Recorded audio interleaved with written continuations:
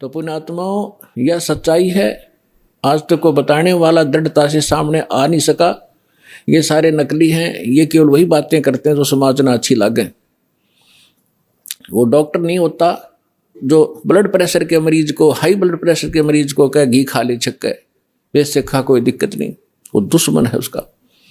तो पुण्यात्मा इसी प्रकार के जितने भी हैं ये सच्चाई नहीं कह सके, क्योंकि उनके ऊपर परमात्मा कबीर का पंजा नहीं था।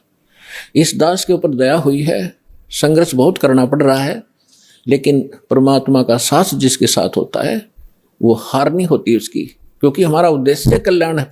पूरे विश्व का कल्याण लेकर चल रहे हैं हम। पूरे मानव का कल्याण होगा, पूरे प्राणियों का कल्याण होगा।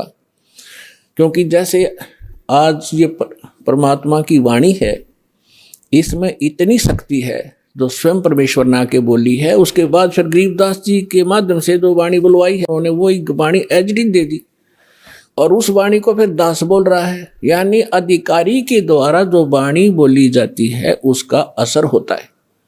पहले भी आपको बहुत बार सुनाया है, जैसे एक राजा की पत्नी एक शिष्य थी संत की।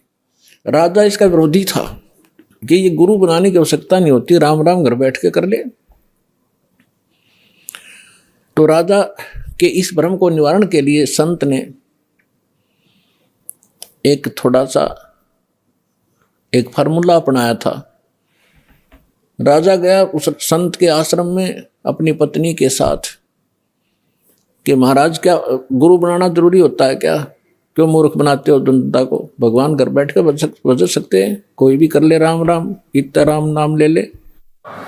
तो संत जी ने सोचा ये राजा है, यहाँ नाराज घना हो जाएगा। जब मैंने कुछ उल्ट सुल्ट जवाब दे दिया तो उसको कहा, राजन अब मुझे अपनी भक्ति का समय हो गया है, इसमें काफ़ी समय लगेगा, मैं आपका प्रश्न का उत्तर दूंगा, मैं कभी घर आऊँगा आपके, वहाँ दे दूंगा, वहाँ कभी आपको विस्तार से समझाऊंगा, तब समझ में आएगी। राजा बोला ठीक है। दिन निश्चित हुआ, राजा बैठ गया सिंहासन पर जच के, संत के लिए आसन लगवा दिया। आने की इंतजार थी कि कब आएंगे संत, अभी आने वाले हैं। सामने सैनिक बॉडीगार्ड खड़े थे, वजीर खड़े थे, कुछ बैठे थे। जब संत पहुंचे वहां पर, और वहां उपस्थित सभी सैनिक जो खड़े थे उनको कहा संत ने कि ए सैनिकों, ए सिपाहियों, इस व्यक्ति को अरेस्ट करो। राजा की तरफ संकेत किया। अब वो सिपाही सोच रहे थे ये मंदबुद्धि व्यक्ति क्या बकवास कर रहा है। उस संत ने दूसरी बार फिर कहा, तीसरी बार फिर कहा, लेकिन कोई टस से मस नहीं हुआ। राजा ने सोचा इसका दिमाग खराब हो गया इस संत का, ये मेरा राज हथियाना चाहता है। राजा ने कहा कि इसको अरेस्ट करो।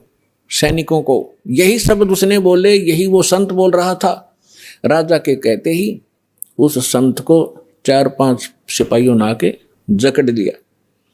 अगले आदेश की इंतजार थी, अब इसका करें क्या। तब संत ने कहा कि हे राजन, तुम घर आए व्यक्ति का ये ऐसा ही सलूक करते हो क्या?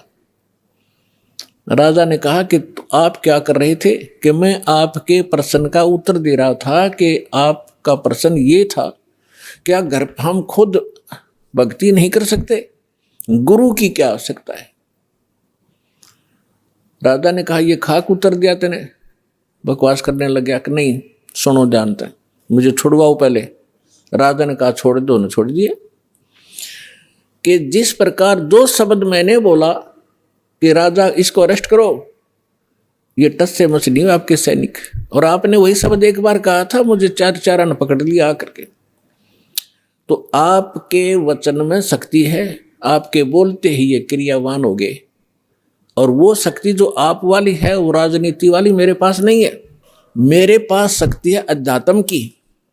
ठीक इसी प्रकार जो वचन मैं बोलूँगा परमात्मा की शक्ति सब पर कार्यवान हो जाएगी, और आप कहते रहना उसका कोई असर नहीं होगा।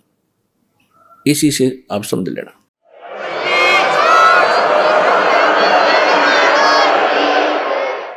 तो इसी प्रकार ये दास उस परमात्मा का कृपा पात्र है, उसी की कृपा से ये सच्चा ज्ञान आप तक पहुंच पा रहा है।